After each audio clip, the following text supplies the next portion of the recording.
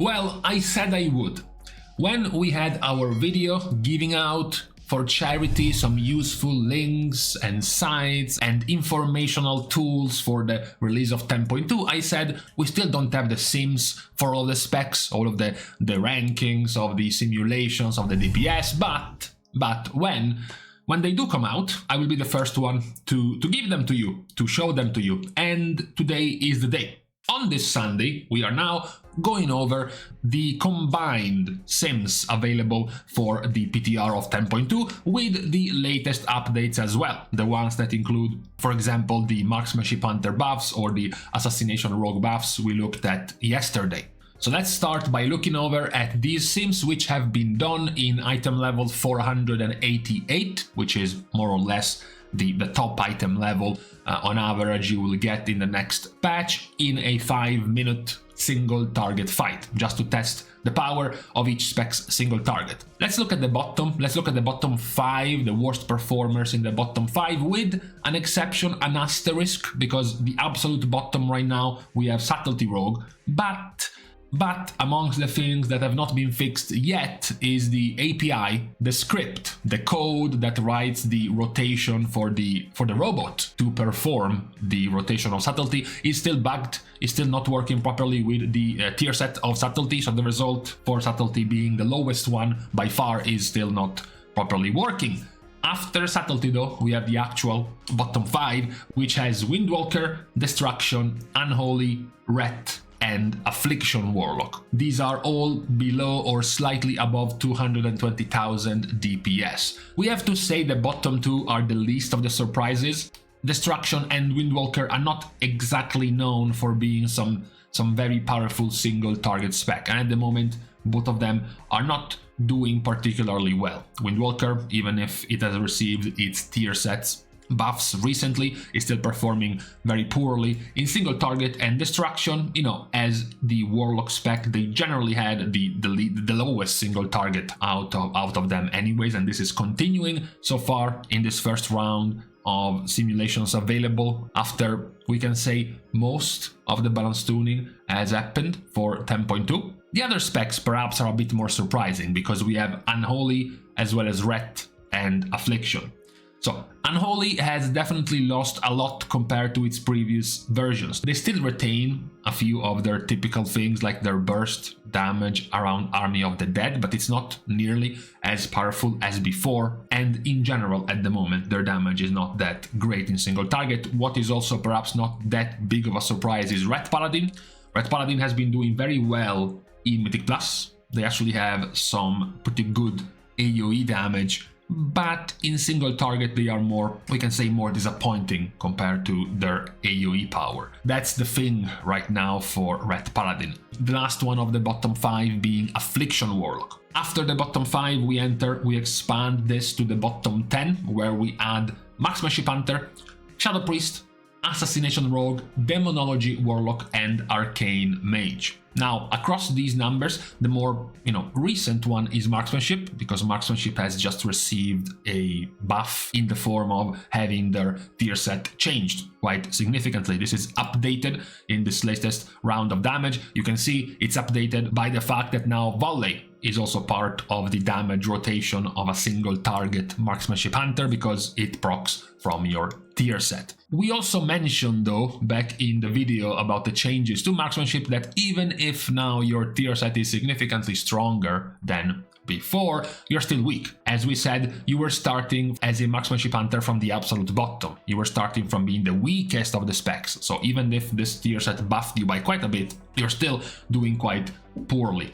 What is also interesting though, as a possible way out for Marksmanship, is that they still have some pretty good execute damage. As you can see from the tail end of the fight, from the 30% and below, from the execute damage, Marksmanship does grow quite a lot in consistent execute damage. So that's perhaps the only minor positive for Marksmanship, while not doing particularly good damage. Shadow Priest being this low in damage is perhaps not nearly as surprising. We kept mentioning this even now in this patch, looking at the statistics of Aberrus. Whenever we look at for example, a single target boss like Magmorax, Shadow Priest is not doing well. So they continue to not do too well in 10.2 as well in single target. Assassination Rogue is perhaps the one that is more surprising because of the buffs they have received. They were about 3 to 4% before these buffs. They were around 216 to 17,000, so now they have gone up to be not nearly as terrible, but they are still towards the bottom of performance when it comes to single target. This is a bigger problem for Assassination because, of course, they lack quite a lot of AoE damage. Assassination used to have this special niche of doing super good single target at the cost of being quite poor in AoE. At the moment, their poorness of AoE damage is still there, but their good damage in single target is not. We can then expand the Sims to more mediocre specs, right in the middle, so not doing terribly at this point, but also not being close to being the best. So we have Arms and Fury, and then we have Frost and Fire, but also Frost Decay. Those are all the specs approaching, getting close to 230,000 DPS. Nothing really too great to say about these specs. We didn't have any of these specs doing particularly well right now in terms of damage in 10.1.7 in Season 2. And in Season 3, as we said, for example, about Warriors, after the buffs they received, they are going to be better, they're going to be stronger, but they're not going to be meta, very strong, in this case, single target damage dealers. Same goes for Fire and Frost, but also Arcane, even though their tier sets are stronger and they are doing better than this current season, they're still not amongst the better performers in terms of damage. And perhaps it is slightly worse in the case of Fire, because when you look at Arcane, they at least retain their burst windows. They can at least be useful for some very high spikes of burst damage if it is needed. But if you go back to Fire Mage, they have lost this way more. Now their damage is way more straightforward, it's way more standard without high peaks of damage. So that can also hurt them in a rage setting when you're looking, for example, to very high damage in a particular boss phase or to a particular ad and you want burst. Fire Mage, for example, doesn't even have that anymore. Now we're actually entering the top half, the top 10, so to speak, of the performers in the PTR when it comes to Sims this time around. Not to live results like the ones we have been checking in the PTR, but the actual Sims. So what the AI is telling us should be performing the best.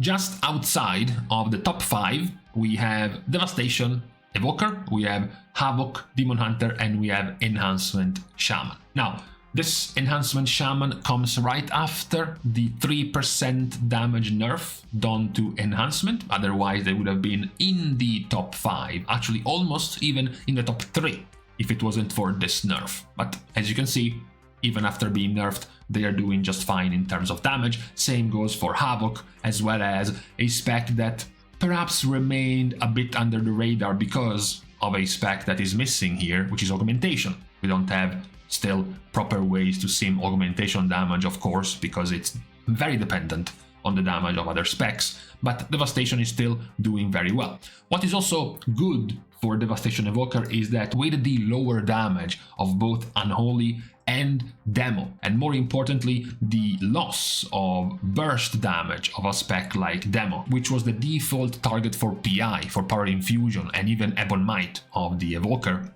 Devastation can be one of the primary targets, for example, for burst damage windows with Power Infusion and Ebon Might and other buffs to make their burst even more powerful.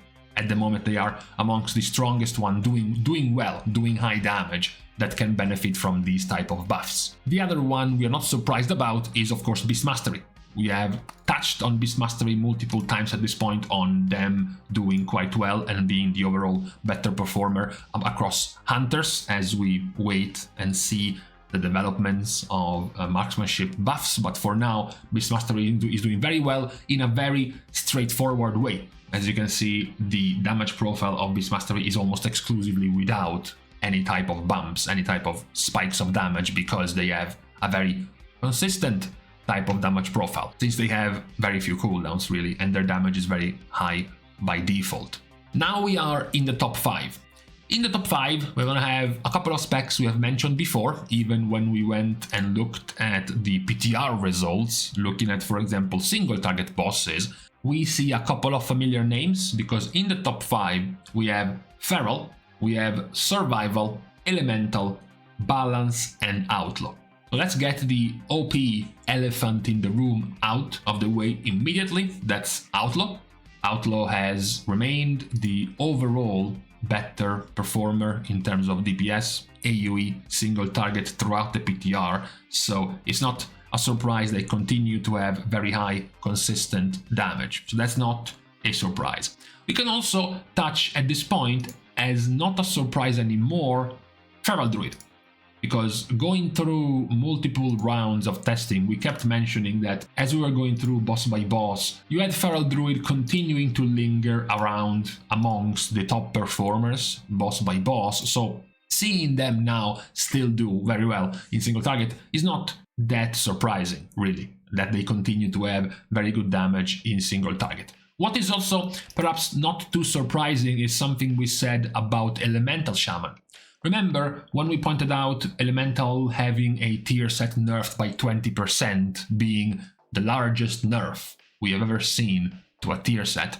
That was because Elemental had the strongest tier set we have ever seen in terms of damage increase. It was something like a 45% damage increase to the entire spec, nerfed down to 25%. So even with that massive nerf, at the moment their single target damage remains very competitive.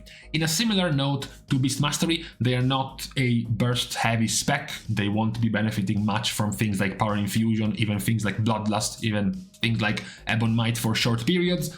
Not that much, as they will continue to have a reasonably straightforward damage profile. Most of it will be, of course, in Lava Burst and its Overload, so it continues to have that type of damage profile, even after the nerfs to their tier set in single target, especially where it hurts less, since it's not as punishing on fewer targets, but even then it continues to be doing very well.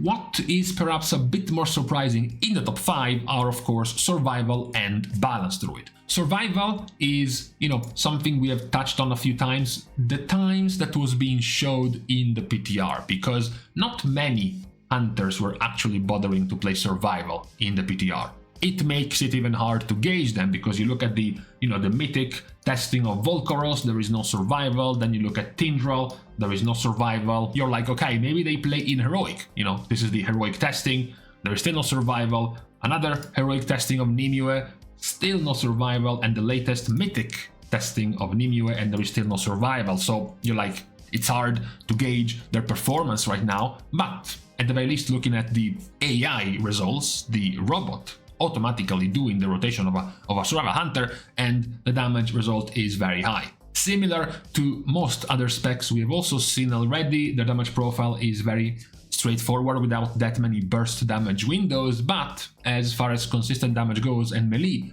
specs goes, it's at the moment the second to third highest, together with Feral and with Outlaw. The perhaps way more surprising in terms of results is Balance, showing up with a very high damage sim right now, because we have looked at logs and we have seen Balance being okay. On Nimue, Balance was in the top half, but never close to the top. On the Heroic version of Nimue, it was about the same thing. On Heroic Larodar, Balance was still doing okay, but not close to the best. If we move over to Mythic, Balance is still in the top half, but not the strongest. Igira, another very close to single target boss, Balance is still in the top half, but not close to being the strongest. So, based on these results, we knew Balance was doing well. I would say, this well, more or less, definitely not this high. However, this is what the sims at the moment are showing for Balance Druid.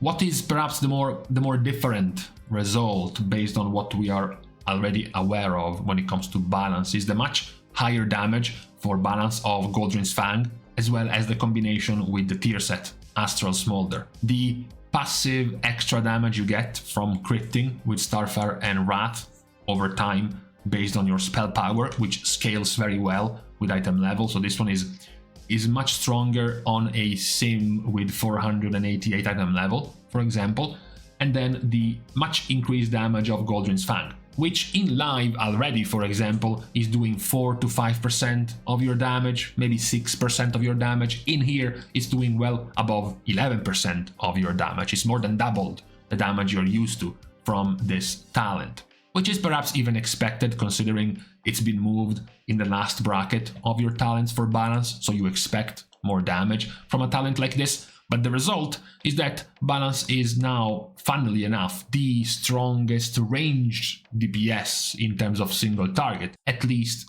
according to SIMS, at least according to an AI doing the rotation for you. Them and Elemental Shaman are the better performers right now. So there are still plenty of other things, of course, to take into account. You have things like, as we mentioned, burst damage, who works better with Power Infusion, for example, who has also usable cleave, 3 target damage, perhaps even AoE damage, etc, etc. So this is still just strictly for single target on a simulation, but this is the first take in terms of results when it comes to single target simulations for 10.2.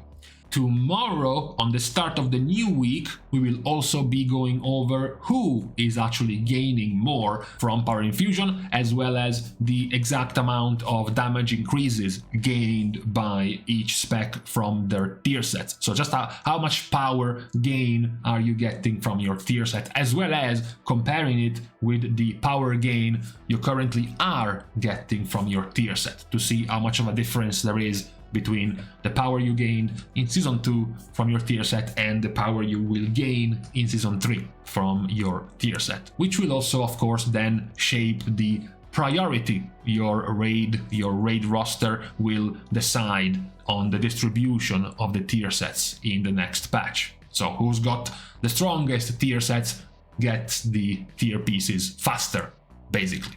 That's what we will be looking over at tomorrow. But for today, we can stop here, just on these freshly released sims for 10.2's performance. So, we're starting our goodbyes by thanking, as usual, all of the Patreon supporters for the contribution and help to the growth of the channel, which, as usual, can still be given completely for free. You can like and comment down below, as well as subscribe to the channel itself. Now, with these things out of the way, thank you guys again for watching. See you guys tomorrow, and in the meantime, I had to turn the clock 1 hour backwards. I fell for it and panicked for no reason about being late, only to realize that no, we are saving 1 hour today.